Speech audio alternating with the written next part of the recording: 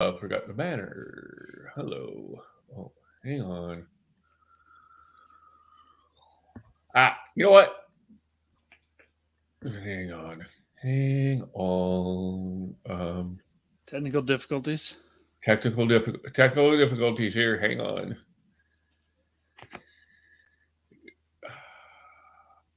Technical difficulties. Please stand by.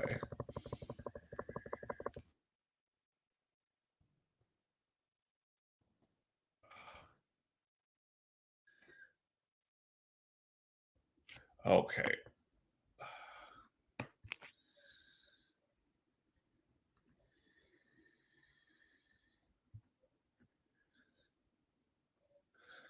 All right, you know what? We're just going to go live. Hello, everyone. Sorry for the technical issues here with the song, but welcome to the Shifts and Pucks podcast. Of course, you can follow us on Twitter at Shifts and Pucks, Facebook.com Shifts and Pucks, YouTube.com Shifts and Pucks. Subscribe wherever you get your audio.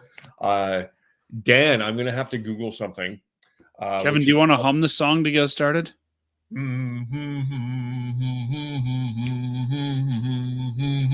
Yeah, I don't know. It's not where I used to be on this little thing here. So, ladies and gentlemen, MC Kevin right there. Yeah, right. There we go. But we're live. Hope everyone is doing well. Happy Super Bowl day for all of those who celebrate, which is apparently not Dan, I just learned. Dan does not celebrate the Super Bowl, but which is his call. But how are you doing, Dan, from Fireside Chat? I'm doing well, thanks. It's nice to have the Flames playing again. We took a week off because there was nothing to talk about and ended up being lots to talk about. Yes. It kind of felt like that 10-day break was almost an off-season sort of it was almost like a off-season kind of mid-season, off-season sort of thing. And then they would get, those days at work when you don't have a lot of new stuff, so you use it to catch up. That's kind of what it felt like for the Flames. Like, okay, we don't have any new games, so let's make a trade. Let's get a signing done. Like, let's just get caught up on stuff. Yes. And there's still quite a bit to talk about with the Calgary Flames overall. We'll get there. But Dan, the talk of the hockey world was what happened last night in Ottawa between the Toronto Maple Leafs and the Ottawa Senators. 4-3 with less than a minute to go. The Leafs pull for the Senators. The Leafs pull the goalie, and Ridley Gregg goes down the ice and decides, I'm going to pay tribute to former Flame defenseman Al MacInnis and blast a slap shot from basically the slot of the open net. Scores. Morgan Riley takes exception to it. Pays tribute to Jose Bautista in some ways, or baseball players, as he takes a big cross check to, at the very least, for those that are arguing, because this has become an argument. I was going to say he paid tribute to Dennis Wideman when he smacked the linesman. Yes, well, that's true. That's a good. The paying tribute to Dennis Wideman with his smack upside the head to Ridley Gregg with a cross check to the face. It caused all sort of commotion. And it looks like Morgan Riley is going to have a hearing, according to both John Shannon and Andrew Strickland. The question is will the hearing be in person? If it is in person, it's more than 5 games. If it's not in person, if it's over the phone, it is less than 5 games. Friend of the show, Hot Take Hockey, said if this is more than 5 games, you're going to have a rant from me of expletive sort of epic proportions. Sean in our chat said that if he does that, you're going to have a rant of his. If it's not 5 games, you're going to have a rant of epic proportions, which, by the way, you can listen tomorrow if that happens, because I think he may go off on that. You had a chance to see it, Dan. What are your thoughts? Kind of where are you at? Do these guys have any history? No, not okay. So this is from, I listened to the Senators' perspective on this and the Leafs' perspective on this, and I'll give credit to a podcast called Locked On Senators, who pointed out during the game, and I did go back and watch this. Ridley Gregg took several cross checks from Austin Matthews and Jake McCabe through the third period. Yeah, I saw that in the game. I just wasn't sure if, like, this bubbled over a number of years. Well, Ridley Gregg is getting a reputation around the league, like he is a rookie, but Ridley Gregg is getting a reputation around the league of sort of like a Matthew Tkachuk. When Matthew Tkachuk came into the league, he's a bit of a shit disturber, and he's kind of one of those type of players, and he took a exception to it. He responded in the way that he responded. Now, I think this deserves at least 5 games. Okay, yeah. So let's start. I think that from the Leafs' perspective on this is the argument what Ridley Gregg did. And I don't really like what, I'm going to be honest with you, I don't like what Ridley Gregg did. I don't think that you should, and there's people arguing that it's an empty net. It doesn't matter to me if it's an empty net or Dan Stevenson is in front of the net. You simply don't do that. It's a really disrespectful thing. And like if a goalie was in the net and he hit him in the face, that's a dangerous play. So, I understood Morgan Rielly's anger towards what Ridley Gregg did. I didn't like it, but at the same time, without question, Morgan Rielly hit him in the head. Like there's people disputing that. He hit him in the head. And as I said to one person who said that wasn't the head, one person tweeted it was in the head, and I responded, well, unless last I checked, the face was part of the head. So yes, it's the head. There's no question. Even if he glanced the shoulder first, he got the head. There's no question. And I paused it. He hits him in the head. You can't argue that in my mind. It's ridiculous to not argue it. He hit him in the head, period, flat out. Hit him in the head. But so, yes, to me, I would argue and I would agree that it's a 5-game suspension. Kelly Rudy suggested that if you're going to give Rasmus Anderson got 4 for what he did late in the Columbus game to Patrick. Exactly. It's in that same realm. If Anderson got 4, this has to be at least 5. Yeah, I'm with you on. I think it should be worse. And Nikita Zadorov, by the way, also got a 2-game suspension for a headshot against the Detroit Red Wings, Lucas Raymond, yesterday. And if you're going to suspend Nikita Zadorov, you have to suspend Morgan Rielly because that was worse than what Zadorov did. I don't know if you saw what Zadorov did. I did. Yeah. So, yeah. Anyway, that's what's good. So it's, and like you're saying, if you think that what Gregg did is disrespectful, then you talk to the guy, or you go and pin him against the boards and have a chat or something like that. Like you don't need to blast him in the head. Especially as a rookie, I could see if it's a veteran who knows better. Sure. As a rookie, maybe there's one of those times that you have to, have a conversation when you line up the face-off or something like that. But I don't think that the punishment met the crime. Yeah. Chris Johnson just tweeted out Morgan Rielly will have an in-person hearing for his cross checks, which means it's going to be 6 games or more. So, and I think that's the right. I'm sorry, Leaf fans, it's the right thing to do. Like you also have set precedent, right? If this is say 3 games, then the next guy who does it has to get 3 games too. Like the league, I think we've all questioned the league's discipline over the years, and I think you have to start setting precedents. Yeah. And I'm with you. I think one of the things that has become very clear in terms of the issues around the National Hockey League overall, the last few weeks and even the last few years, is the lack of transparency on a number of different areas. And the Department of Player Safety is chief among them because it is a spin the wheel of justice on what the heck is going to happen depending on the situation.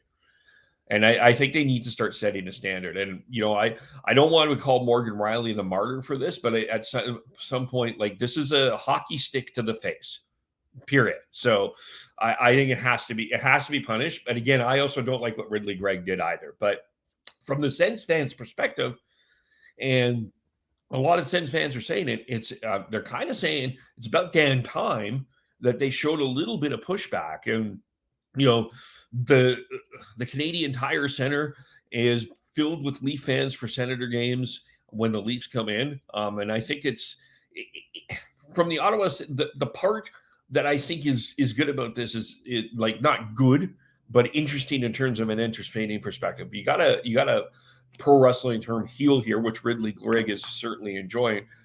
But it really is about time that the Ottawa Senators as an organization start to push back. And I'm not saying that this is the way to do it, but you got to start pushing back against the Leafs. Like you got to start establishing yourself. And I think as we transition into the Flames here, because I think it's a very similar situation in terms of when we talk about rebuilding a team. I think one of the things that you have to consider is like it's great to get all these picks and prospects and all of this, but what is the team ultimately you want to build? And what is the identity of that team? And I think the Senators, not unlike the Flames, have lacked an identity over the years. Like they have Brady Tkachuk, they have Tim Stützle, they have a bunch of these guys that can be, for a lack of a better word, shit disturbers. But I don't feel the Ottawa Senators have played with any identity for the last few years. And maybe this is a step, maybe with a guy like Ridley Gregg embracing this heel role, we start seeing a little bit of an identity from the Ottawa Senators. Yeah, I think the Sens and the Flames both have just sort of put together some good pieces and hoped something would come together. And there didn't seem to be any plan or, like you said, identity as to, okay, this is who we need, and this guy fits this piece, and let's acquire this guy because he'll, fall into this hole. And you know what? You're mentioning heels. I mean, we need heels, right? We need bad guys. And I think one of the things that Tkachuk did well, and you mentioned Tkachuk, is he took the heat off other players, or he diverted attention from other players because he was the heel. And I think there's a need for that. Yeah. Yeah, I think in terms of the entertainment part, there is. I do. And I like it's fun as the Ottawa Senators have been, and I think a lot of people want the Senators to succeed. They just haven't. They've lacked that.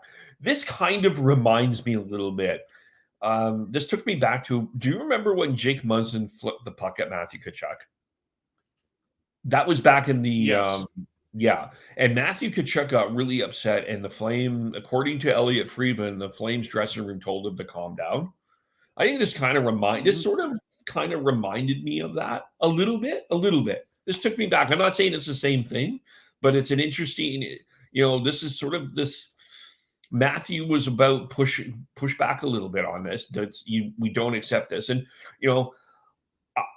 I understood Morgan Riley's anger. I don't like what Morgan Riley did. That's ultimately where I stand on that. And I think it should be 5 or more for sure. I agree. Yeah. Let's transition into the Flames. And Dan pointed out something, and I have not had a chance to talk on the air about the Elias Lindholm trade to the Vancouver Canucks. So maybe we'll kind of see, Dan, if you have kind of changed any of your opinion, because you and Sean did a really good breakdown of what the Canucks were getting and what the Flames were getting in this trade. I think from the Flames perspective, I think there was a lot of people that came out of this that said it was a home run because they got a lot more than I think people expected. And I think that's fair. But I kind of felt that this was, I sort of felt that this was more of a double off, leaning more toward a double off the wall before it's a home run. Like it's a good hit for sure. And I think you're getting a guy in Kuzmenko that, needs a fresh start. I have a question about Kuzmenko in a second. You're certainly getting the first round pick is, likely will be a later first round pick, but it's a first round pick. And you wanted that for Lindholm. As you mentioned, Yoni Yermo is probably, and we knew that was going to be a late first round pick, right? No team that has a top 10 pick is trading for an expiring contract. No, of course. So we knew that. We knew the NHL part. That's not a shock. No, none of that was a shock. The Yoni Yermo part isn't really, I don't know if it's a shock or not. It's a nice piece that I think will help the Calgary Wranglers in the future, but I don't know if he's on the Flames in the future. And the 4th round pick is a nice throw in. I mean, the wild card in all of this is Hunter Biskevich. And, whether or not he turns out is how, I agree with you, Dan, that's how ultimately we look at this trade, is how that's sort of the X factor in this trade is how he ends up turning out. So I think the Flames, I think the two pieces is Hunter Brzkevich and what ends up happening with Kuzmenko and what he brings to the Flames, either as a trade chip for something or what he can bring to the lineup. Yeah. Now, I'm going to just throw this theory out here to you because I've been thinking about this a little bit, because the talk, and I even kind of bought into it a little bit, that you would flip Kuzmenko either at this deadline or the next deadline. But I looked at the contracts, and I'm kind of looking at what Kuzmenko was brought, and he certainly, the Flames social media has made sure they really give him a lot of attention to get to know him. But he's certainly brought a couple of things that the Flames have clearly lacked the last couple of years. First of all, the on-icing of a skill, of like just the skill he brings. Like, there's no question about his skill. We can't dispute that. He is a naturally gifted, desires to score goals, and is more interested in scoring goals than playing a big defensive game. I think that was the tension between Kuzmenko and Tocchet. The other thing that he brought, and I think, with so much going on, not only with the, we're not going to, I don't really want to discuss the other stuff that has happened here, but I think that this has been a really sour dressing room for a season and a half, at least. I think and you have all of these people, all of these players with uncertain futures. You had the whole, it was just the Daryl Sutter sourness and all of that. That I can't, I'm not in the dressing room, but it just doesn't seem like it was a happy. And while I don't really want to get into it, I think also some recent sourness with the Dylan Dubé thing. Yeah, I was going to say that. I think that there's just so much. My point is, it's just been a heavy dressing room, and Kuzmenko has added a smile, and I don't think that is. I don't think that should be passed. I think that is something that should be acknowledged. The dressing room seems to have changed, and it seemed to absolutely unlock Jonathan Huberdeau this week. He seems to be closer to the Jonathan Huberdeau we saw in Florida than we have seen in general for the last season and a half. So that being said, I'm going to just throw this idea out here to you. Kuzmenko makes 5.3 with a next year and a half. Andrew Mangiapane makes 5.6 and as a UFA in 2 years. What would you think of keeping Kuzmenko and trading Mangiapane? And I do think that before people say that there's no replacement for Mangiapane, there is a replacement for Andrew Mangiapane in the lineup. His name is Jacob Pelche. I could see him being a guy that you can play with Backlund and Coleman in the future, however long that future is for Backlund and Coleman. But I think you have to look at the expiring contract of Andrew Mangiapane. They both have the same amount of goals at 10, but I think it's hard for me to argue that Andrew Mangiapane has made a true impact. And I think that if I was looking at this and if I had to keep one or trade the other, I would keep Kuzmenko and trade Mangiapane. And I don't know if I'm off what you think about that, but I think that makes more sense to me than flipping Kuzmenko. Where are you on that?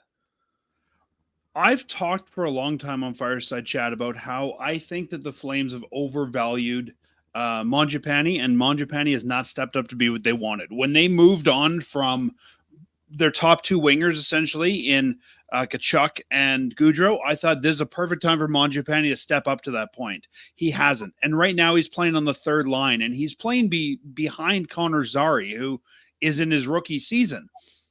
I think it's time to move on from Mangiapane. You don't want to move on for the sake of moving on. I'm not willing to eat money on that deal. He's good enough, and the Flames have the cap room. But I totally agree. If I had to pick one of those two at this point, I think I move on from Mangiapane. I think Mangiapane is one of these guys who they paid for potential. I don't think the potential ever came. I don't think his next deal will have anywhere near the money he has now. I would not be upset if the Flames moved on from Mangiapane. Now, whether that means they should keep Kuzmenko long-term, I don't know either. But if I had to pick between those two, sure, yeah, move on from Mangiapane, keep Kuzmenko, because Kuzmenko has made Huberdeau better. Right now, I can't think of what Mangiapane's sort of positive in the lineup is. Yeah, and I think that's been one of the things that the Flames have had to try to unlock is you committed 8 years to Jonathan Huberdeau, whether you like it or not. You have to find a way to make him happy. And so if the Kuzmenko is the guy that can do it, I think that's ultimately I think you want to try to keep him as long as you possibly can. And I'm not saying I'm with you, Dan. I'm not saying don't necessarily trade Kuzmenko if there's an offer out there that's worth it for sure. But I think But I also would not be willing to overpay Kuzmenko just to keep Huberdeau happy. No. I don't think he's worth more than what he's getting right now. Like, I would not pay more than 5 for Kuzmenko. No, I wouldn't either. Yeah. So, but yeah, I mean, I think if you're looking at sort of value for the dollar, I think and we talk about Huberdeau, there's been talk about Kadri, though he's looked better lately.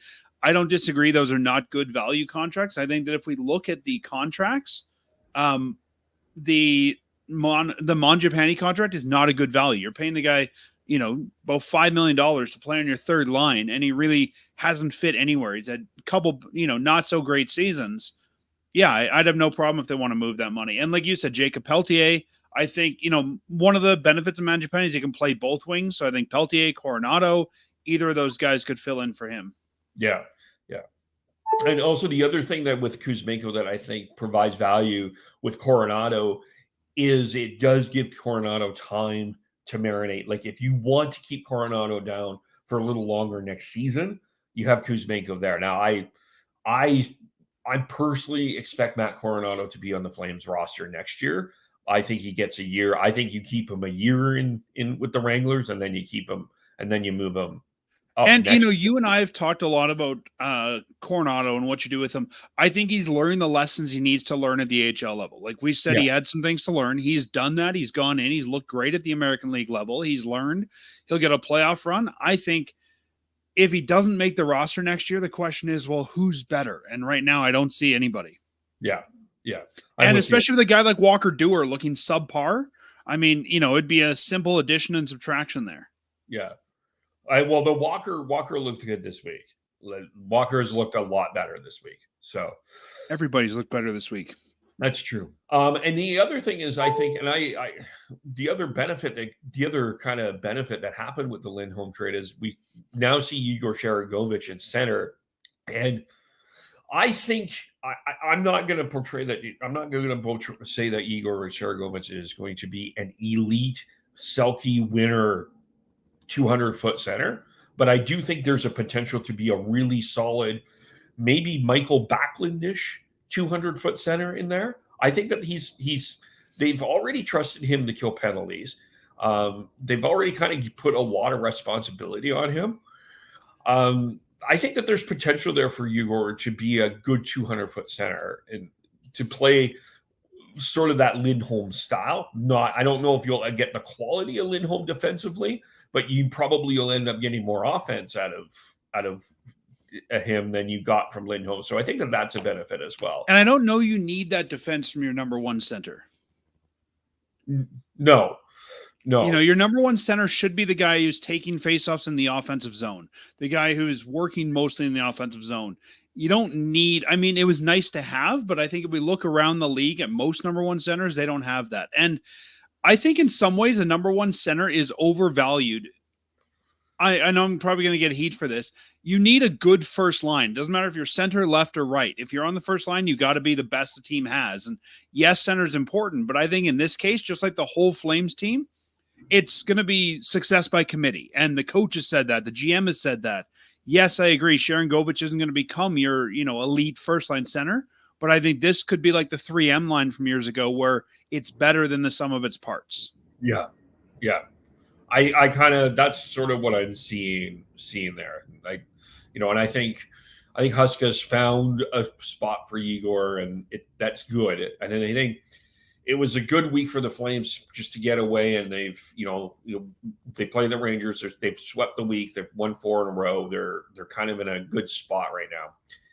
But before we get into the future, there was a couple of other news that I do want to talk about here. The waiver claim from the Vegas Golden Knights of Blair Paschal, right shot defenseman, played in the Western Hockey League, played with the Prince Albert Raiders, and 24 years old.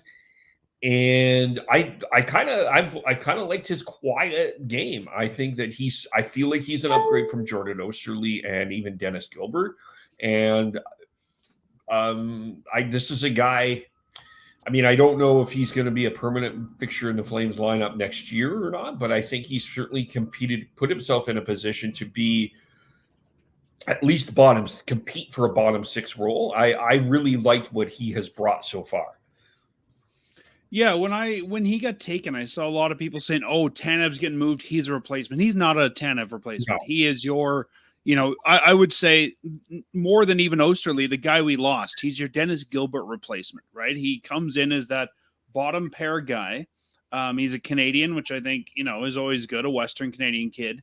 He didn't get a lot of chances, I don't think, in Vegas, and wouldn't with the defense that are there. I think for a kid like this coming to Calgary, getting to play on, in a defense here where there will be room to move up because they're not going to have a lot of defensemen in the system very soon. Yeah, I think it's a great pickup. And, I think he's got a 1-year deal at league minimum. So, great. Like you can't go wrong with that. No, yeah, it's good. Yeah, it's a nice, and that's one of the things that I think that, I guess we kind of get through. This is sort of 2 years, this year and next year. So, I mean, even if he's on the team next year at league minimum as your number 7, why not? Yeah, this is kind of one of the things that I've been thinking a lot about is as we kind of I think we're now starting to see Craig Conroy's vision for this team. And he's done a really good. And one of the things that, there were a lot of people early in the year kind of panning Craig Conroy for the Toffoli, Sharangovich trade. And I think that kind of, that's a reason why you wait and see, because I think that trade turned out a lot better than the critics made it out to be. But one of the things that he's done really well is find these light contracts to fill some space. Like AJ Greer, I think, unfortunately got injured, and that just sucks. But Paschal as well. And even the way that he signed Martin Prospacil to. And I kind of have to admit, for a Dan Milstein client to take $1 million a year was kind of surprising for me. But good. I think you'd be tough to ask for more than that if you're Pospisil. You've had 1 year in the NHL and you've looked decent on a not decent team. Yeah. I think if you said to Milstein, give me a comparable, it's higher, I think you'd be tough to find one. Yeah, that's fair. But still, I mean, I always think that Milstein is kind of pushes for more. For sure. And I think he did. If I were making an offer to Pospisil, I think it would have been the $850 range. Yeah.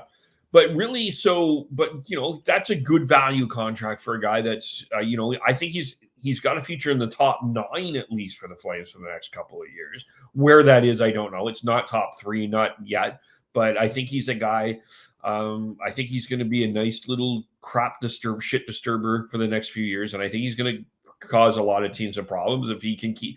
The question with Pospisil is if he can stay healthy, which has been one of his struggles over his career. But I think that this is a nice value contract, and Conroy has done well doing that, right? Like just finding these cheap sort of deals to kind of get players in place, right? So I think one thing that probably helps here, Kevin, and I think something that I know we talked about on our show when Conroy was hired, he came from being the AGM. He knows these guys. He knows the system. It's not like it's somebody from outside who needs to become familiar with these guys. Conroy was at the draft table when a lot of these guys were being brought in. So while he might not necessarily agree with everybody that's in the organization or said that's not maybe the guy I would have picked, he knows what's there. And I think that's really helping him to make those adjustments. Yeah. Yeah. I think he's taking some of that tree living philosophy of value contracts and making it more his own, right? And I think even just knowing, like when they made the call up for Zarian Pospisil, I'm not sure Pospisil's the guy I would have called up if I was a new GM looking at the depth chart, but I think because he knows the players so well, he was confident with that call up. Yeah. And if I remember correctly, that was after the Heritage Classic, right? That was. I believe so, yeah. So that happened. So that's all that has happened. Now we're at the point where we are at what is about to happen. And I think the first name that has come, I think let's start with Noah Hanifin. We do know in the reports, and you basically said it on our last time we talked Flames on the podcast, is the expectation is that Noah Hanifin was sent to the All-Star break with a contract and it was like, you need to decide. And yeah, I don't know that that's happened, but that's what I'm assuming happened. Okay. But I think there's other people corroborating what you're speculating. That's what I've heard. Yeah. But I was not in the room when he was handed a contract. So come on, Dan. I'm an NHL outsider, not an insider. That's fair. I'm also an NHL outsider. But the fact that Noah Hanifin has not said yes to this contract and even had an interview with Eric Francis on Sportsnet and said this was a tough decision leads me to believe that Noah Hanifin is in his final month with the Calgary Flames. Like, I think the longer that this goes, we're at a point of Noah Hanifin being traded. I don't know if you see it the same way, but that's kind of the way I'm leaning.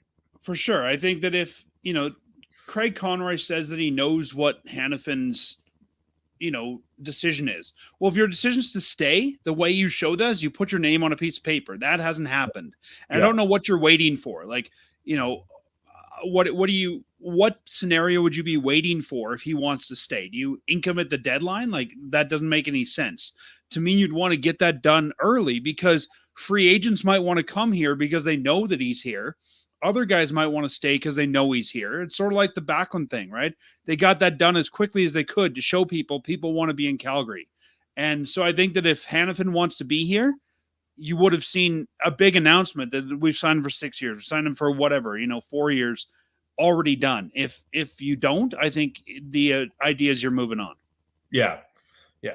And by the way, I think that there's the debate on whether to sign him or extend him. I if he wanted to stay, I would have been okay with extending him. I think that there's, you don't have that defense that you don't have what Noah Hanifin brings in the lineup yet. I think Jeremy Poirier is probably another year away. I don't see Kuznetsov and Soliev I see them more on a defensive role than an offensive role. While I think I'm a little higher on Oliver Shillington than you, I don't think he's Noah. I don't think especially because Poirier's lost most of the season. Yeah. I think we've talked about this with guys in the past. It's sort of like Peltier, right? I mean, he lost most of last season or this season, sorry, but he had last season as a pro.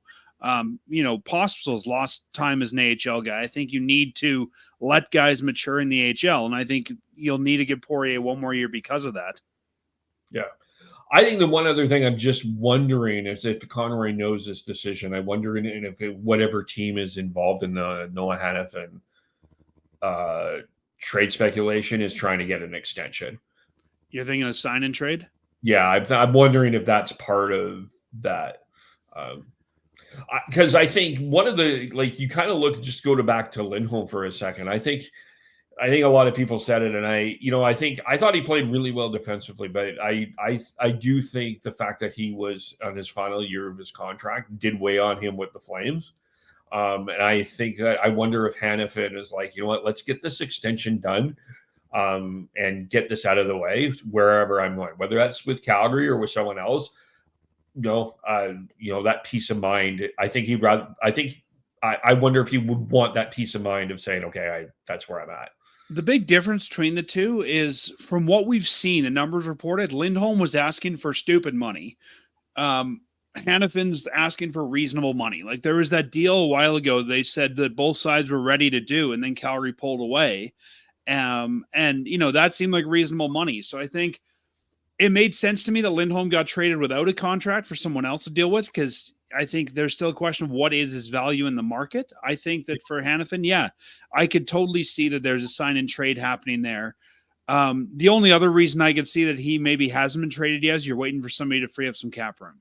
Yeah. Especially if there's going to be a big deal. Yeah. And then you also have the Chris Tanev situation, and it feels the way that a lot of the Flames reporters are talking, that this one feels close.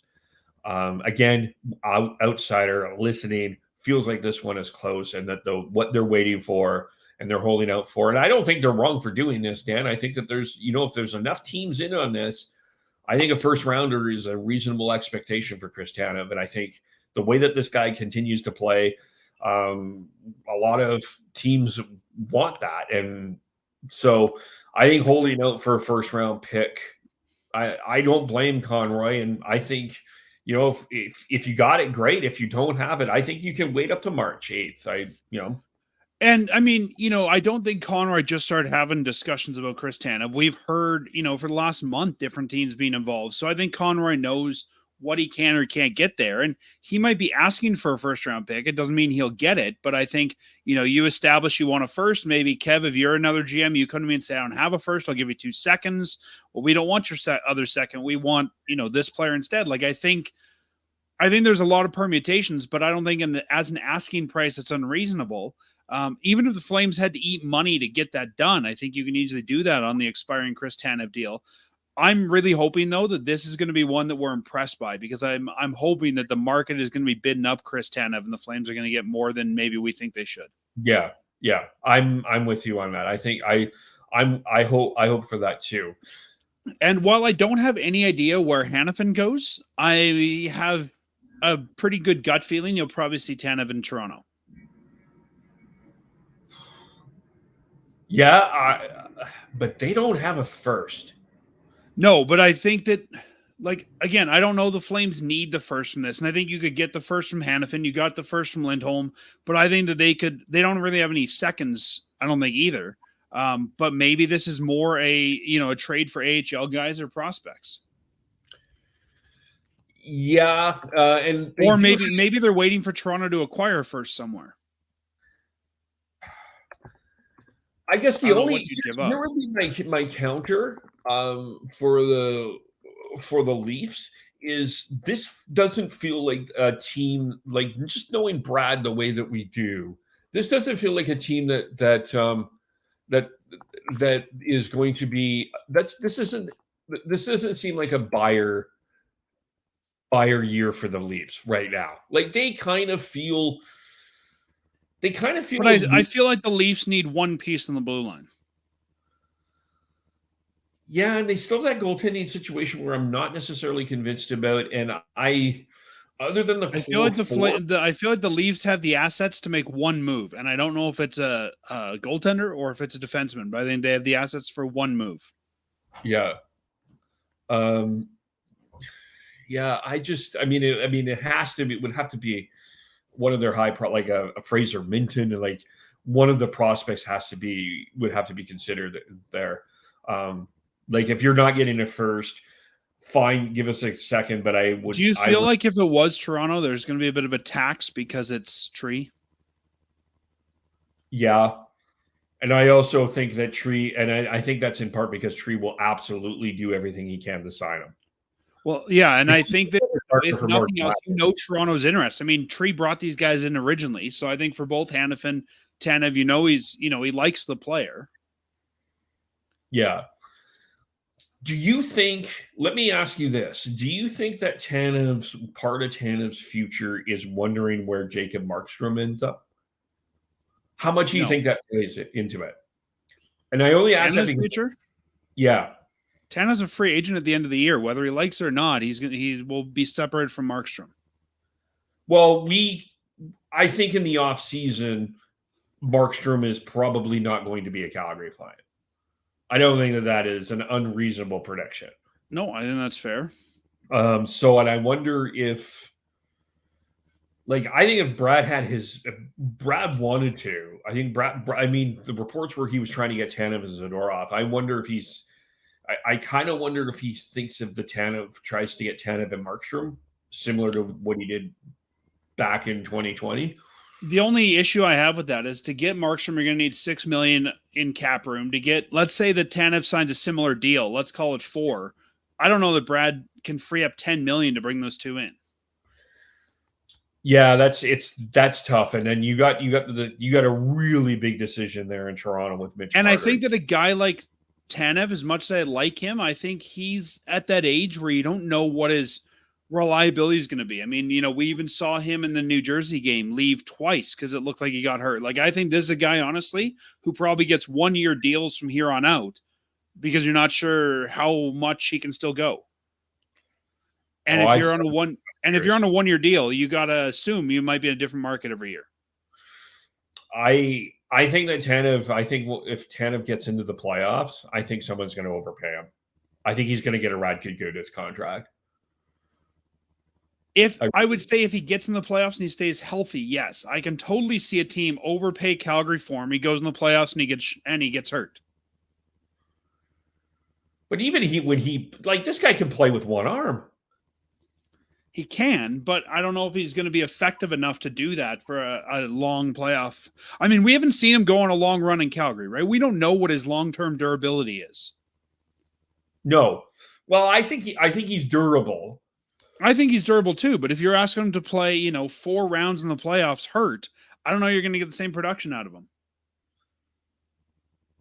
Yeah, I mean, he's probably one of those guys that you interview after the playoffs, and you find out he plays with 5,000 injuries, right? I think he's probably a guy like Giordano. It's probably going to get a low contract just to go somewhere and play for a team he wants to be with. Yeah, and I think the other challenge with acquiring Tanev is it feels like he's going back to Vancouver. Could be, yep. Yeah. I could also see him want to play with his brother. Yeah, maybe.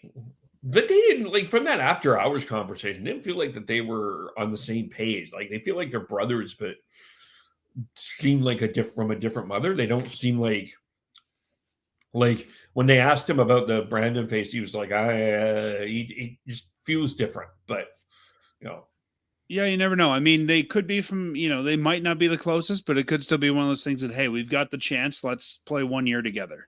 Yeah. Or maybe mom wants it. Yeah, maybe. Mama Tanev. Yeah. But I mean, at least I think what we can't agree with, though, is there's enough interest in Tanev that you should get. Going into this, I thought that the better return for the Flames would come from the younger defenseman Hanifin. Now I'm thinking because of the supposed demand for Tanev, I think you're going to get the better return for Tanev. I've been thinking about that too. I wonder if the return for Tanev becomes better than the one for Hanifin, which seems ridiculous in a lot of ways. And I guess maybe I shouldn't say better. I think that the return for Tanev could easily be all picks. I think that the return for Hanifin might be similar to Lindholm return, where there's some picks, there's some young players. I think it might take longer to see through. Maybe this is the way I would word it. I think the Tanev trade could have the opportunity to overwhelm Flames fans. The Hanifin trade could have the opportunity to underwhelm Flames fans. Yeah, I think that's fair. I think that the Hanifin trade will be all futures. Or sorry, the Tanev trade will be all futures, like draft picks, stuff like that. I think that the Hanifin trade might be for immediate need. Yeah. Now, the other part of all of this, in Elliot Friedman reported, and I'm going to add the other thing that Elliot Friedman has reported, because that the Flames and the Devils were in conversation about Jacob Markstrom, and apparently they were serious. Friedman has also reported several times that they will not go to Jacob Markstrom unless this is a very serious offer. And I can't see this happening at the trade at March, Dan. And I think that this is something that ends up happening in the offseason. Because I think more teams end up getting involved and are able to clear the cap space necessary to keep Jacob Markstrom, including Toronto, including New Jersey, and seeing which team didn't have the goaltending to get as far as they thought that they would. I think we'll enter that conversation. And I also think with the Wranglers being in the position they are, I'm more comfortable giving Dustin Wolf one more shot at trying to get a Calder Cup and getting him ready to be number 1A or 2 in the NHL next year than putting him in the fire now. I just think it would be better for everyone involved mentally. And I also don't think it's easy to get for a goalie to adjust to a new team when you're making a trade. I just feel like this one makes more sense in the offseason. And you still can you'll still get a first round pick, whether that's for the Flames don't have a first round pick for 2025, or they have Florida's first round pick, but it's a conditional one. So you do have to remember about getting a first round pick for 2025. And that ends up, if you end up getting that for Markstrom, that's, the first round pick is a first round pick, I guess. So you still get it. So if you end up getting three first round picks this year and 1 first round pick next year, that's not necessarily bad. It's still a first round pick, but I still think it will probably end up being a 2025, because the condition on that is if the 2025 first round pick the Florida sent to Calgary is a lottery pick, resulting in Calgary then it'll result in Calgary getting the 2026 pick. So I don't think that Florida is going to be a lottery position next year. Right. Yeah. So yeah, but still, it's having 2 first-round picks is not a bad thing in 2025. But I can't see this happening by March. And whether you make the pick or not, picks are currency. Yeah. Like I could totally see the Flames make a trade for Markstrom on the draft floor and then turn around and flip one of the picks. Yeah, it's entirely possible. Yeah, and move up. Yeah. I'll give you my thoughts on that. I think that I agree with you about Wolf. I don't think let's just say that a trade happens between now and the deadline for Markstrom. I don't think that Wolf comes up. I think you owe it to Dan Vladar to make it his net for the rest of the year. There's also a bunch of teams that don't want to carry 3 goalies. I think you will take a goaltender back in any Markstrom trade that happens before now and the end of the season. Even if you don't plan to play the guy, let's just say that Toronto makes that deal, right? I don't think that Toronto wants to go with 3 goalies. I think they'd probably end up sending, Martin Jones back, let's say.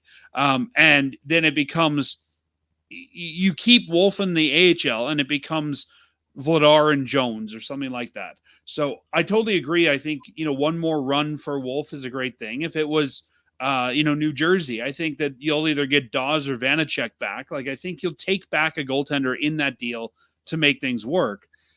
I think that the only way that Markstrom is traded before this deadline is if the Flames get a heck of a package. If there's some team that says, we think this is our year, this is our one crack at this thing, we've got to blow this team up in the offseason, we need goaltending, and we're willing to overpay for that goaltending for 1 year. Otherwise, I totally agree with you. I think it's going to be the team in the offseason that comes to Flames says, we thought we had the goaltending, we don't. Let's make a deal. And there's 2 or 3 teams I can think of that I think might think that this is the year and they need that goaltending, but I don't know they're going to want to pay what Calgary's going to want. Who are they? I think it could be New Jersey. I don't think New Jersey has great goaltending. No. I know that they've fallen in the standings, but I still think LA could be a prime landing spot there. I don't think Riddick Talbot is your pair if you're going deep in the playoffs. And I think New Jersey. Yeah, you said New Jersey. I don't think New Jersey would make a deal at the deadline because I think that they've got a couple of years with their core. I think Toronto might have to make some moves in the offseason and blow up this core. I also think that LA might look at this as, you know what, we've got to run with this group now. Yeah. Yeah. Toronto, LA, Jersey makes sense. Just trying to think of. I think Jersey does the deal in the offseason because they're still young enough. They could say, we'll have most of the same guys next year. Let's put in a new goaltender and move forward. And they've had a lot of injuries on that blue line this year that I think, and really, we talked about this during the playoffs that a lot of people were really high on New Jersey, but we thought that they would take a step back. So I don't know if we're necessarily surprised that Jersey is where we are. Jersey's where they're at. Another team I wonder about is Carolina. I wonder where they are at this point. Yeah, Carolina is another great example. I think they're a team that is a little bit older. I don't know. I'd have to look at their contract structure. I don't know how many of these guys are coming due at the end of the year where they couldn't afford them. But Carolina, to me, feels like one of these teams that you might be able to get another year out of them. If they say, no, we're not going to make the deal now, let's wait till the offseason and see. And not only for Markstrom, but not only for Markstrom, but dominoes will fall, right? Oh, Markstrom's off the table. So now the team that got Markstrom needs to move a goalie. Like, I think Carolina could be one of these guys that watches the goalie market and gets in, maybe not a Markstrom, but in subsequent moves. Yeah. I think I'll toss another couple teams in there that it will be interesting to see what happens. I think if Markstrom gets done before the deadline, the most likely place is Toronto. Because I think Brad's the only one that would overpay for him. Yeah, I agree. I agree. Again, if they don't have a first, though, I don't know what they're going to send back to Calgary. That's my only thing. Like, I could see Tree want to do a big deal. Let's take Markstrom. Let's take Tanev. I don't know what the return is. And I feel like if you move both those guys, you can't just get futures. You need a roster piece at that point. You need at least, you need at least a couple roster pieces. Yeah. And the other thing about this that I think is important is I know that people want the sell. The Flames are still they're 1 point out of a playoff spot, and I know that that's not. I'm not expecting them to be in the playoffs, but this is certainly isn't a team that seems like they really give a crap that and that they're selling. There seemed to be a focus in trying to get into the playoffs, so that also has to be factored into how this is played out, right? Sure, and I have no problem with selling, but I don't think the right thing to do is sell for all picks or all futures. Yeah. Like, one of the things I really like about the Lindholm deal is you get some AHL guys, you get an NHL player out of it, you get, a guy to play on your roster now. They kind of got, now and later out of it. I think if you're going to make a move as the Flames, I mean, even with the Toffoli deal, right? We moved a player for a roster player that was younger that we can develop. Like, I don't think at this point you sell everything you've got for draft picks.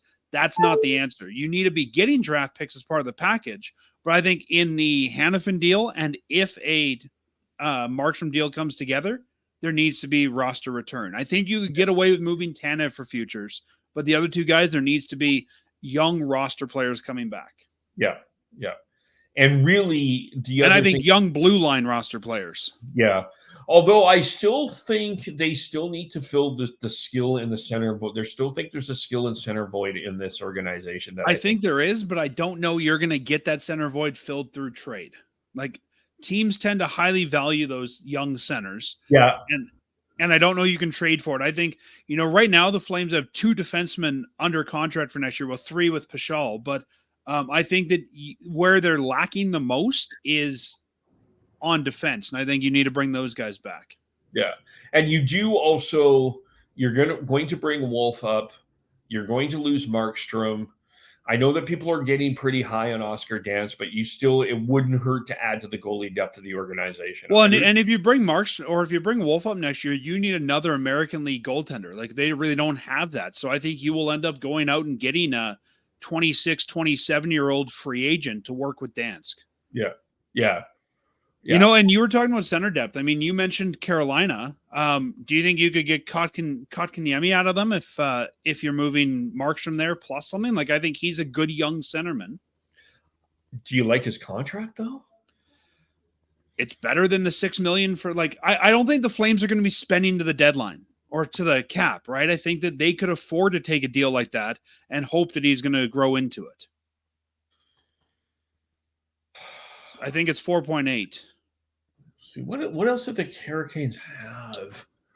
Like, he's playing as a 4th line center there. I think if you brought him here, he'd probably be your 2nd, maybe 3rd.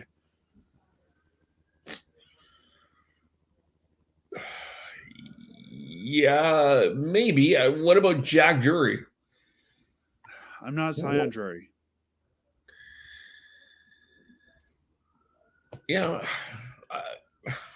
I would look at that as like the Toffoli deal, right? We're taking on a guy who needed a new chance. But Kotkaniemi, like, the problem with his contract is he's 4.8 for God knows how long. I mean, it's not. But he's 23. Like, it's not like he's in his prime where we're going to be eating this into his 30s.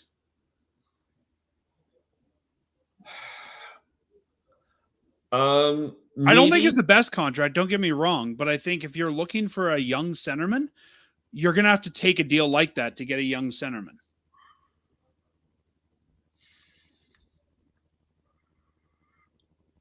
I may want a more grittier center than Kotkaniemi.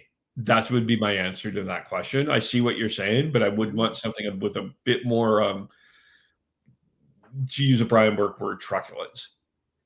Yeah, I don't disagree. And I think that you need both. But I don't know. Yeah, it'll be interesting to see what happens.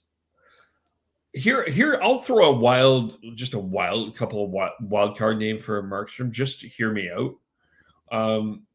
What about St. Louis? I don't know if they're super satisfied with Jordan Binnington. It depends on the day or if he's wanting to fight people or not.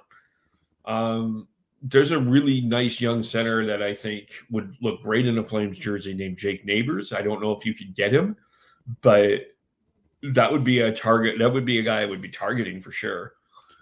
Yeah, I'm not sure that they're going to give Neighbors back in that deal. No, that's fair, but And I think if you make that deal, the Flames are going to have to take Binnington.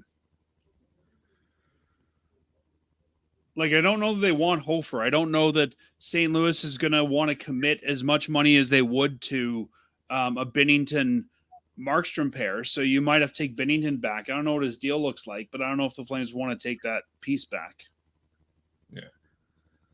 Yeah, yeah, this is kind of why I think this is an off-season move, because I think it depends on who loses. I mean, if you look at the Oilers, I think if they are out, they're going to blame. I think that most of the blame is going to end up on Stuart Skinner's lap more than anything else, because that's been the way that they've been the frame of that conversation. So I think they're going to look at goaltending. I think Buffalo. I think there's going to be another number of Edmonton teams is the only other team besides Toronto. Sorry, before you go on, that I could see making a deal with the Flames before the deadline. However, as a Flames fan, I don't like the idea of those two teams trading. Like, they went like 20 years without making a trade. Like, I think if I know you got to move it to the best place, but if the Oilers call me and I'm Craig Conroy, you're going to pay me 30% more. Yeah, 40% more. I'll do it, but you're going to pay for it. Yeah, you're yeah. Like, if I'm going to make a big deal, it's not like when we moved Staios for whatever, or, Neil for Lucic, like some of these little deals, which I still think when those two teams work together, it should have been a big deal. But if we're going to make probably the biggest deal those two have ever made, you're going to pay for it. We are going to fleece you if you want to do that deal. Yeah. No, I agree. And that's why I think that if Edmonton wants to make a goalie move, they would be impacted by the market. Like, it might kind of be, okay, somebody else got Markstrom. So let's say St. Louis. I could see it. St. Louis takes Markstrom. We'll take Binnington. Yeah. Just in terms of Hanifin, just before we move on here, I wonder about Tampa Bay with the Sergachev injury. And I also wonder with Victor Hedman, I think taking a bit of a step back at his age. I wonder if Tampa is a team inquiring about Noah Hanifin. Yeah, I could totally see that. And I think that having a young defenseman like that in their system would be a great thing for them. I think if you're going to move to Tampa, though, again, I think that you need to bring back a young roster player. And I'm not sure which let's say young defenseman or young center you would take back. Well, they still have a pretty good prospect pool, even though they haven't drafted high, right? They do. Yeah, they do really well in the mid to late round ranges in terms of players. So, like, I could see if you're going to move there, Hayden Fleury plus something. He's older, but I think he'd maybe be the only piece they'd want to move on from on their back end. Yeah.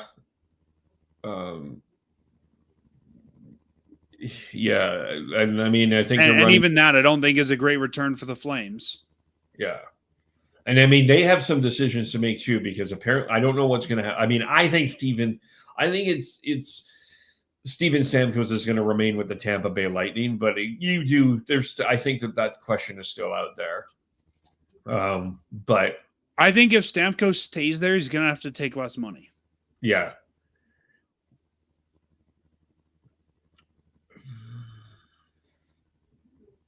I think he will get some pretty good money on the open market, though.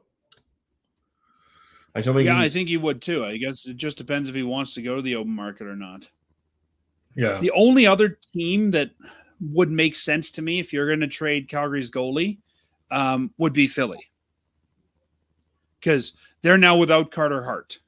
Yeah, but I don't think they're going to want to trade their future right now. I know that they're kind of competing, so I see that more in the off season. I agree, but I think that they could be a prime off-season candidate, because I don't think Carter Hart's coming back anytime soon. I don't think Cal Peterson is a starter if you think you've got a playoff run in you. Yeah. And I also don't know. I mean, I don't know where they're at, and we've heard that teams will get some cap relief for the team candidates. We don't know how much. Like, I don't know if they'd want to take up. If they could take on the $6 million. Yeah. Yeah, I don't. We won't get into that because I know that's. Yeah, I'm not. But I mean, if you're Calgary and you could probably Morgan Frost off them for Hanifin, I'd happily do that. Sure. I don't think you will. Yeah. Yeah. So I think it's certainly a lot to kind of consider here with the Flames. And I mean, you and I have talked about this for the last 20 minutes or whatever. I mean, imagine Conroy, right? And I think this is why the deal's not happening right away. I think there's a lot of stuff for them to consider. Yeah. You don't want to just close his eyes and pick one of the offers on the, on the board in his office. There's a lot to consider there. Yeah, yeah. And we talked about this even last offseason, that this was probably the most important. This is really where Craig Conroy is starting to put his stamp on the type of team that he wants. And this Lindholm move, the Hanifin move, the Markstrom move, and the Tanev move are going to dictate the direction of this team. And after the Lindholm move, Craig Conroy came out and said, this is not a rebuild, it's a retool. So I'm not expecting them to tear this thing down and get all futures out of it.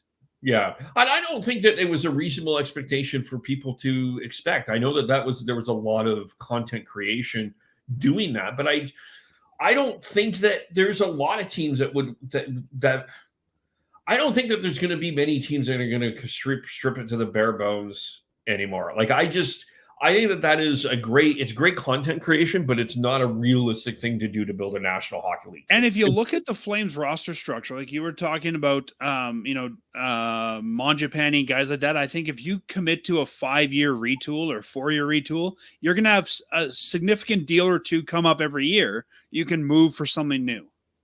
Yeah. Yeah.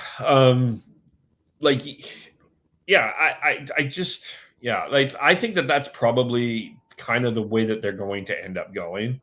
And I mean, we'll touch on, I think we dig into this any more in the offseason. I think there's a couple of other things to consider here too. The first thing is I do agree with you, Dan. I think Dave Nonis is going to be the president of hockey operations with this team. I think they're going to announce that at some point in the offseason. And I also think, let's not forget this. This is Jerome McGinley is going to have his paw prints on this franchise. And Craig Conroy has said it. A lot of his ideas has been planned with Jerome McGinley. So I think that, we're going to start to see the planting of the seeds here at this trade deadline where the Flames teams are going to go, but we're really going to see it next offseason. Yeah. But Jerome McGinley still has a contract with I think it's the Edge School in Kelowna, which is why I think is the only reason he's not full-time as an assistant general manager. Yeah. And I think that deal expires this summer. So I think I said that to you as soon as they hired Nonis. This guy's going to emerge as president of hockey ops, and Iggy probably becomes the AGM. Yeah. And I think, yeah. My far out there prediction, Kevin, I'll throw out a crazy prediction. Jerome has been doing really well at the Edge School with, or not the Edge School, that's here in Calgary, whatever the school he's working with in Kelowna is. Rink Academy. That's right, Rink Academy. He's been doing really well developing players. I'm not convinced, like you don't hear the Flames talking as much about Trent Cull as they did about Mitch Love and loving him. Crazy prediction. What if Jerome comes in as head coach for the Wranglers next year? Or even GM of the Wranglers. Like, because right now we have Brad Pascal, who's AGM and GM of the Wranglers. Like, I think it would be remiss not to put Jerome in some sort of a development role. I could see him as an assistant coach with the Wranglers and kind of a sounding board. And then you give one more year to let Jerome learn the coaching ways. And then Jerome comes in and takes over in a couple seasons. I could see and that. If he does come in as AGM, I think he will take Pascal's role as GM of the Wranglers. And then do you bring Pascal up to the big club? Well, Pascal is AGM for the Flames and GM of the Wranglers. So I think you might just swap those roles. I also don't know how long Pascal's going to be here. I mean, he got passed over for the job by Conroy. I think if I was him, I'd be looking at greener pastures. Yeah, I don't know where the GM spots are going to be open next year. I'm trying to kind of... Even if he were to move to another AGM spot somewhere where he thinks that he might have upward momentum, but if you're an AGM in Calgary, you're not going to be ascending to the GM chair anytime soon. Yeah. I just think there's maybe one spot I could see, maybe one spot right now that there's a GM spot open. I don't know if there's any other right now, and I think maybe it's Washington, but I don't know. That's I could also see Edmonton. I don't know how long Holland's going to be there if they don't go deep. Oh, I think Jeff Jackson's just going to walk in and take over that position. We'll see. Yeah. Anything else on the Flames that we have not yet talked about? You mentioned it a little bit, and I think Oscar Dansk is not getting enough credit. This is a guy who was brought in as an AHL backup who I don't think anybody really expected to get much time. And because of injuries on the Flames, we've seen Markstrom out a few times. Now we're seeing Vladar out. Like, I think we're seeing a lot more of Wolf with the big club than we thought we would this year. And I think we need to give Oscar Dansk credit for stepping up. I mean, Daryl, you say when you get the opportunity, take the opportunity because it might not come again. I think we have to give credit to the Flames scouting for identifying Dansk and then for him stepping up when he's had that option and that, that chance to show what he can do. I think Oscar Dansk has been, I don't think enough credit has been given to him for what he's done this season. Yeah, I agree. I think, yeah, bouncing back and forth and him kind of having to play this versatile role. I do agree with you. But I don't think the Wranglers look as strong on the ice this year as they did last year. I mean, they're without some key pieces. They have a lot of injuries right now. They've lost a couple key pieces to the Flames. Like, I think the goaltending this year is more important than it was last year to backstop a not as good roster. Yeah. Yeah. I mean, it's not realistic to expect Dustin Wolf to be at under 2 goals against average in the AHL, no matter how. And I was honestly expecting, Kevin, that we would see Wolf brought up and the Wranglers start to just tank, right? Because they didn't have that goaltending. So I think Oscar Dansk has really stepped up. I mean, am I saying he's going to get another NHL shot? I don't think so, but I think he's proving that, maybe next year he can take that starting load for the American League team. Yeah. Either here or somewhere else. Yeah. Which we didn't, I mean, I haven't been on for a while, but just, I think just to quickly touch, Adam Ruzicka claimed by waivers by the Arizona Coyotes. All the best to him. He just wasn't consistent enough overall. I was surprised that both those guys were put on waivers because, like, you lost 2 guys at once and you didn't need the roster spot yet. I was really surprised that they put them both on there. I think with Ruzicka, I think Ryan Huska just had it. I think what else can you do with this guy? He's not being consistent, and the fourth line was an anchor for this team for most of I have no problem losing him. It was losing him and Gilbert at the same time, and I don't know why Gilbert was on there. You mean DeSimone? Or sorry, DeSimone, yeah. So I've been getting the 2 tweener defensemen mixed up. I didn't think that they would. I think that they were mildly surprised that they would lose DeSimone. That being said, I wouldn't be surprised if the Jersey puts him on waivers. The Flames don't reclaim him. Yeah, we'll see. I mean, they've got Pakal now, so I don't know if they would bring him back.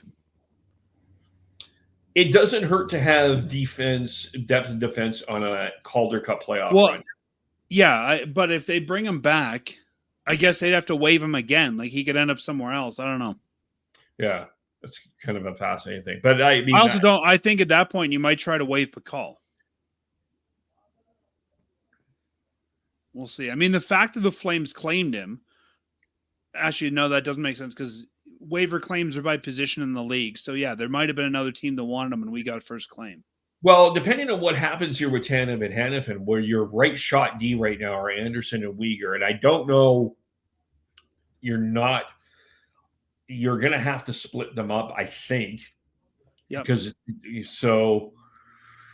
then you have Paschal and DeSimone, and then your left side it's not great but I think Soloviev will get another look.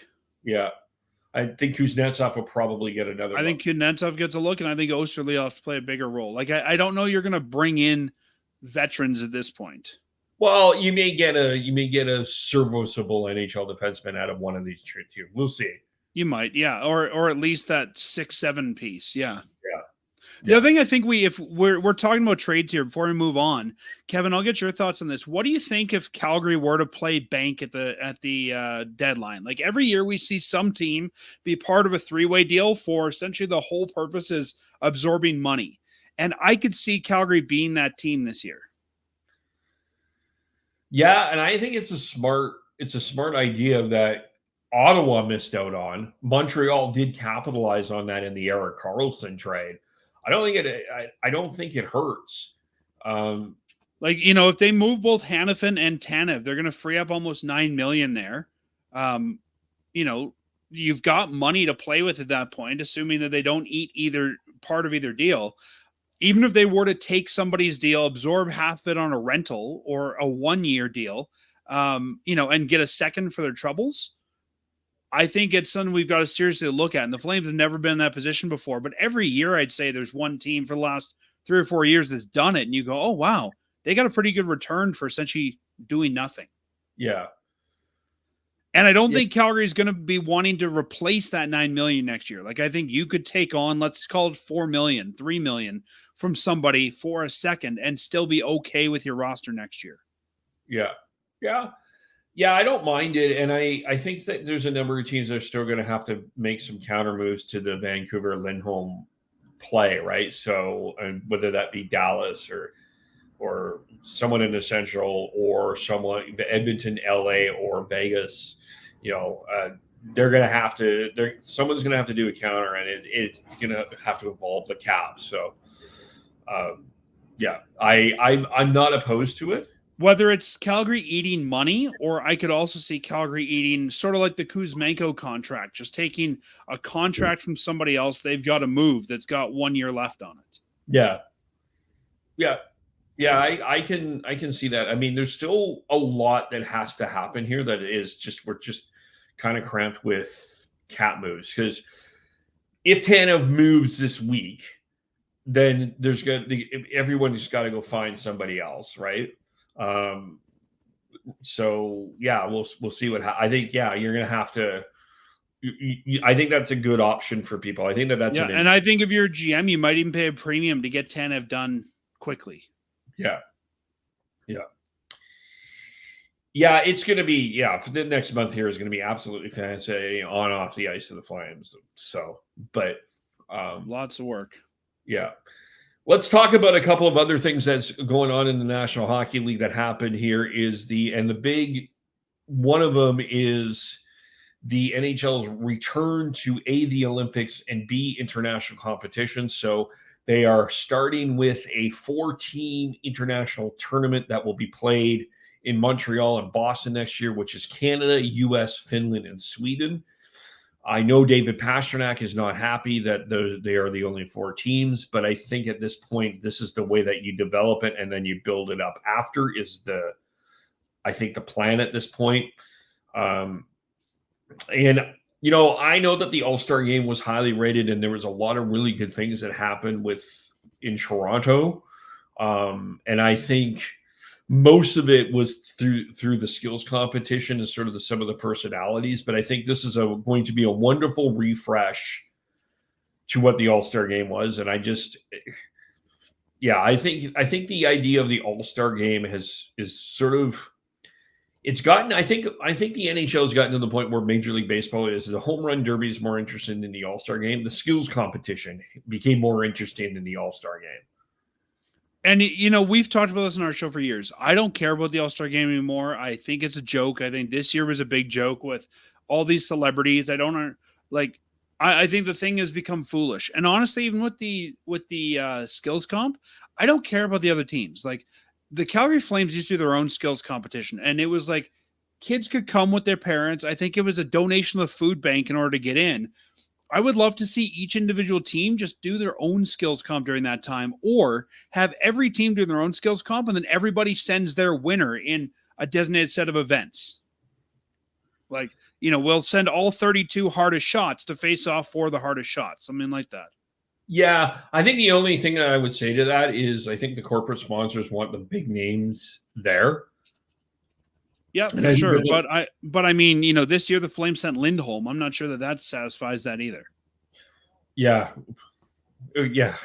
And poor guy doesn't even be picked up by his known team. But yeah, that was something. But yeah, going back to the Four Nations Cup next year, like I understand why they don't want to put a Russian team in. I'm not saying I agree with it, but I understand it. But I would go back to what they did the last time they did a World Cup, maybe have a world team. Like, remember they had a Team Europe, and I think they had that under 22 team. Like, I think there's ways you could get some of the other guys in there, like have, the four nations are going to have a world team and maybe even include the AHL and have an AHL prospects team or a young prospects team. Like, I think you're not really getting best on best if you're leaving out one of the top hockey nations. Well, and you're leaving out some big players too. You're leaving out Pasternak, you're leaving out Draisaitl, you're leaving out Kopitar.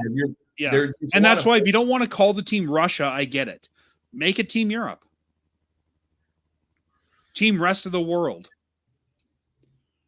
Yeah. You remember back in the day when the All-Star game was Team North America versus Team World? Yeah, I do. Yeah. If it's the World Cup, I guess they're not calling it that next year, but the Four Nations Cup, why not make it the Six Nations Cup or what I mean? Like, find a way to get those guys in there. Well, you're going to have to find a way to get an even amount of teams to make this work. Sure. So do Europe as Team 5 and do your young prospects team as 6. Yeah. Or maybe even make it 2 teams of guys who, you didn't make Team Canada. Let's put together a team of guys from all over the world who want to show that they can do this. A team misfit? Yeah, I mean, again, maybe Team Europe and Team, rest of the league or world. Maybe you're the 3rd Canadian goalie and you go, what, I'll go play over there and I'll show everybody that I can win this tournament.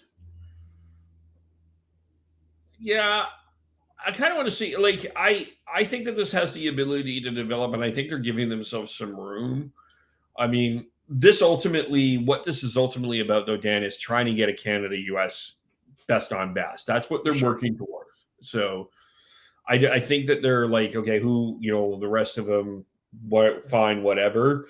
But this is about Canada-US and best on best. Now, I know we'll never see it. I would love to see a best on best tournament where the winners of all the major leagues face off for a World Cup. The Stanley Cup champion versus the KHL champion versus the Liga champion, that sort of thing. Except the only thing I would say is I think we all know that Canada is the best, or the NHL is the best league in the world, and they should win. They should. But if I was the Swedish league and I beat them, do you know how excited I'm going to be? Yeah, that's fair. The only, I think that the way they do the Memorial, as an example, you see this with the CHL and Memorial Cup, and I think the Memorial Cup, that playoff format needs to completely need its overhaul. I do not like it at all. I think you're asking teams to go through a really lengthy playoff battle and then have one more battle to win this Memorial Cup. I have been of the belief, just throw everybody in the pot and have a tournament for the Memorial Cup and have Q teams face OHL teams, WHL teams, do it like March Madness. I've always been, that's the way that I would do it. Yep. And, I think on your thought that we know Canada's the best, if we look at the Spangler Cup, they don't win every year. No.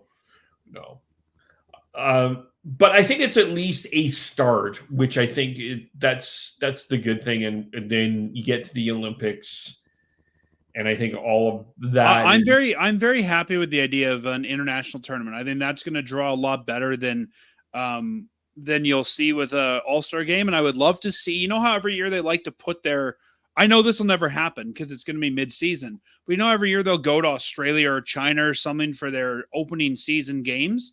Why not put this whole tournament somewhere else?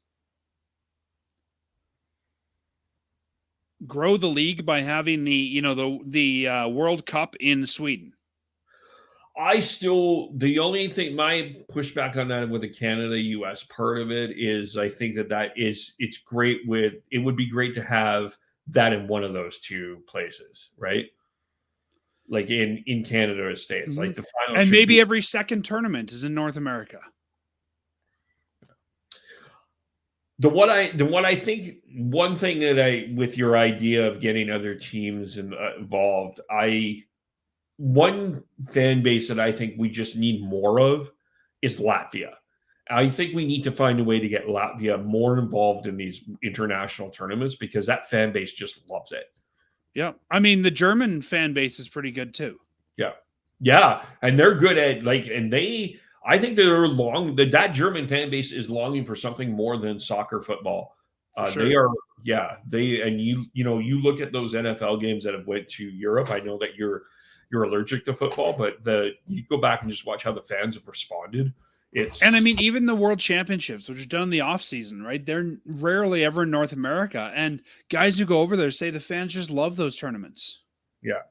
Now, that's one thing I think this will cannibalize. If I'm a Canadian player and I'm going to, let's say I'm a middling guy, I'm a third line Canadian player for the World Cup, and then I get asked again in the offseason to go play in the World Championships, I think I'm out. Like, I think this may cannibalize the World Championships. Yeah, I wonder about that. And I kind of like that World Championship tournament. I think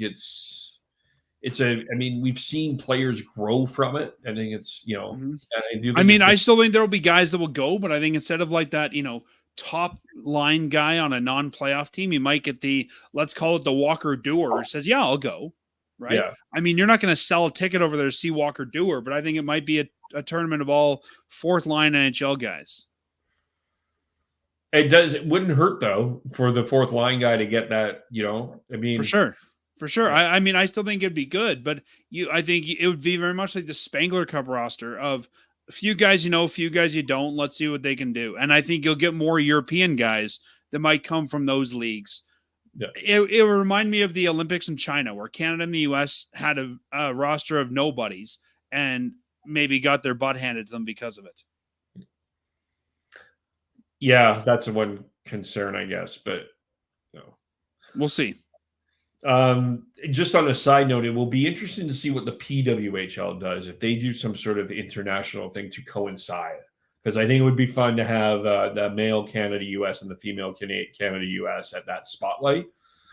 And Finland and Sweden are coming along in women's hockey as well, so I would be all for a four-team women's tournament as well. And I don't know if you'll get that women's tournament. I don't know that they have enough to do that every 2 years, but I mean, we have the Olympics every 4, right? And I think that's where you might see some of that. Yeah. What I would like to see if we're going to do that is have the AHL take a break at the same time so these teams can be made up of the best NHLers and AHLers. Yeah. Yeah, let's try to, it would be interesting. And then maybe you have your World Junior already, and I think TSN wants it where it is. So I think if you move them all to the same time, you're going to lose out on people that might go to the World Junior. But what I could see is it might make the World Junior go to smaller cities. You might not get the World Junior in a Toronto or an Edmonton because they might move the World Cup there. But you might get a World Junior tournament either overseas or a place like Red Deer that's a good hockey market, and kind of make it that that destination place. Yeah. Yeah, I know.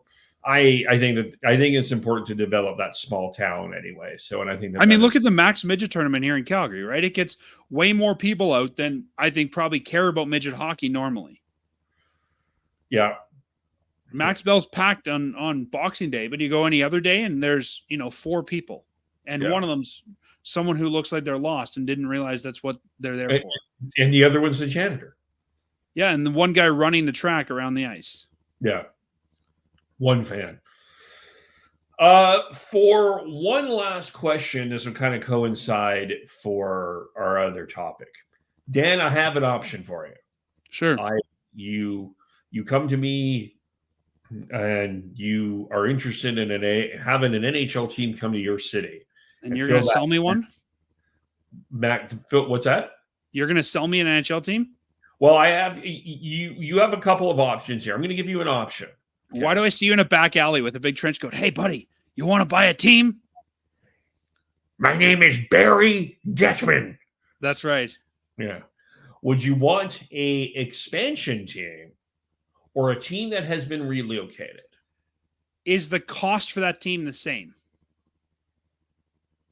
No, the expansion team is more. Okay. Because we know that an expansion team last round cost, I think it was $750 million. I would imagine the next one would be $1 billion. Well, okay, but the relocated team here is a team that can't, they're in an auction for some land. They're playing in an arena right now that is probably close to the size of Max Bell in some ways. And It sounds like we're playing Guess the Franchise. the group of there's a group of owners within this league that are really annoyed, and NHL Players Association that are, quite frankly, really annoyed at this entire situation. Is it these guys? Are they? Do they rhyme with Oyotes? Yes. Where? Wait, do it again. Where is it? On my screen. Take a look at me. Where my smiling face should be. Oh, it's not. I don't see it. Oh, but that's okay. Is it the Coyotes? Yes. Okay. So yeah, I think, depending on how much cheaper it is, the Coyotes are the best they've ever looked, at least in the last, let's call 5-6 years. Like, I think they finally got a semblance of a hockey team. I would be okay to take that team on right now, get the discount, and make it into something. I mean, look at Winnipeg, right? They took a terrible Atlanta team that had very little pieces, and within, I'd say, 3 years, made it into a competitor. Yes. Yeah. But my first inclination, though, and my name is Ryan Smith, and I'm from Salt Lake City, and I did say I'm interested in an expansion team, and I do wonder why those words were interesting to me, the expansion team. But ultimately, I think right now Ryan Smith isn't going to get granted an expansion team because they're going to want to expand by 2, and I don't know even another guy who wants to spend $750 million on a team. So I think the league just say, Smith, you want this one, take it or leave it. I think that is ultimately the best solution here. Is they're going to go back. You don't want a 33-team league. So where does 34 go? And I know everyone's going to say Quebec City. I don't know that's the most viable option. I think that the best 2 options right now are Salt Lake and Houston, which are both Western markets. They don't want, I can't see 2-team expansion working right now. No, I think, and especially with the situation in Arizona, you cannot expand at this point. Like, you have to figure this out. I think if I'm the league, I say to Smith, you know what? We have an immediate need for an owner. Do you want this team? If so, it's yours. If not, fine. We'll consider you when we eventually expand. Yeah. I think ultimately give Arizona to Salt Lake City. I mean, it's location-wise, it works because you don't have to revamp the divisions. Yep. It also, and it allows whatever the hell needs to go on in Arizona, because they're going to go back. They're going to go back to Arizona eventually. They got to figure out what exactly this ownership situation is, where they're. I don't know that they will go back. Like, I don't know the owners who have to vote on expansion destinations will vote for Arizona again. I think Bettman will try to get them to, but I think we've seen that. And I don't know that we're going to get, whatever it is, a majority of owners to vote on that market again. I think it's the size of the market that they appeal to. But we've shown that it doesn't work. I'm having a tough time believing that Phoenix is truly a sports community. Like, I think that's the basketball team seems to work.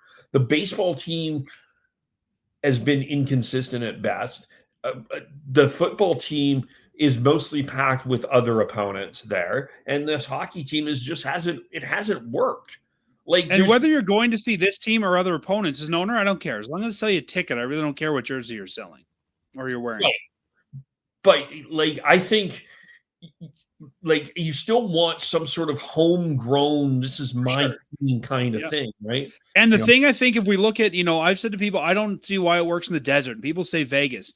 Vegas is a completely different destination. It's already a tourist destination. There's a lot of stuff going on in that city.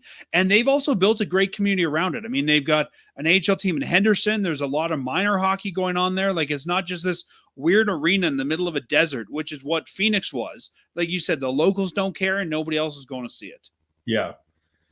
I mean, I don't know. I can see them going back to Phoenix for some sort of preseason thing or an outdoor game or some crap like that. But I can't see the owners taking another shot at this. I think if they're going to take another shot at a market that's already failed, it'll be Atlanta.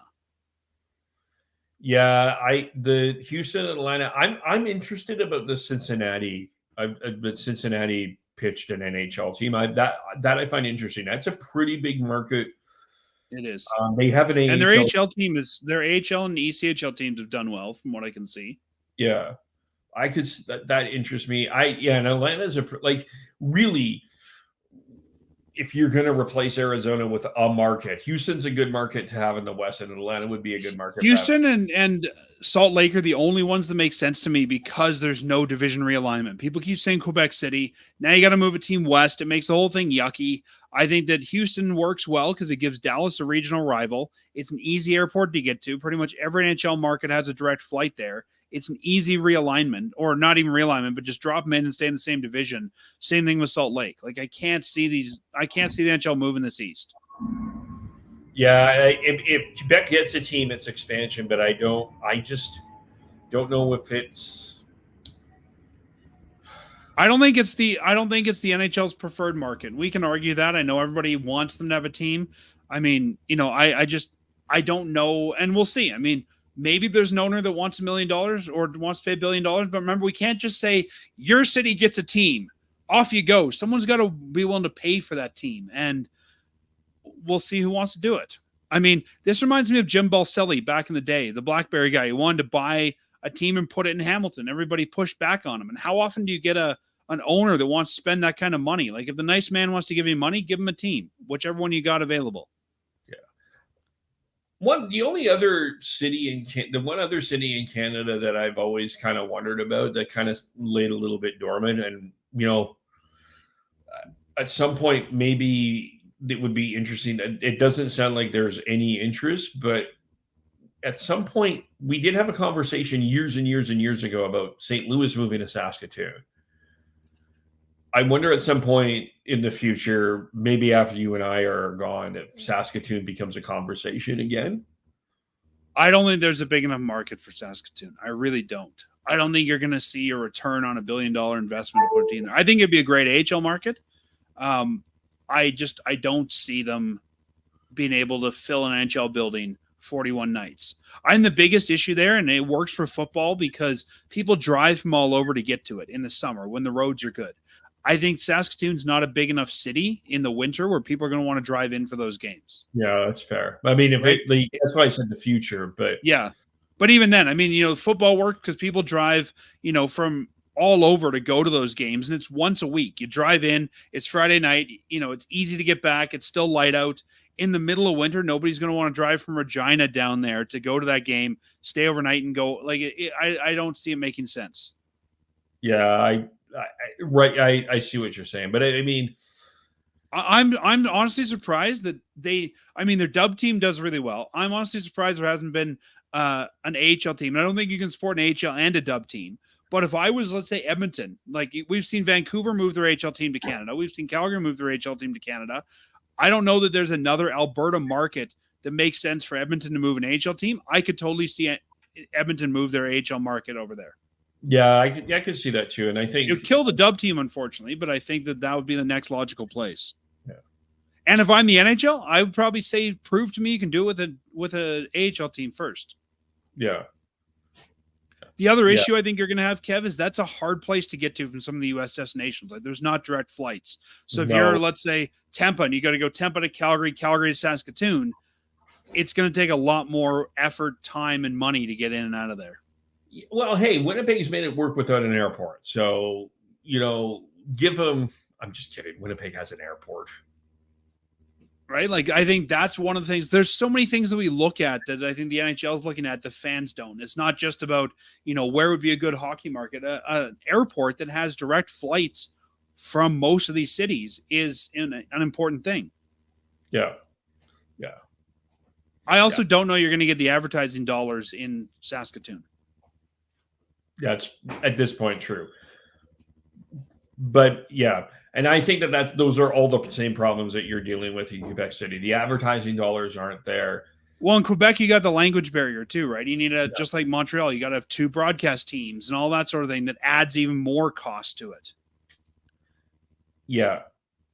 Yeah, it's I mean, it'd be great to see them back again, though. Like, the heart wants it, but I understand why it's not happening right now. Yeah, the heart wants it, but what the heart wants isn't always what's best for business. And we want this league to be viable, and the league's become more viable over the last couple of years. I think sometimes we have to say, you know what, we got to do what's best for business, not always necessarily what the fans want. Yeah. Yeah. All right, Triple H. I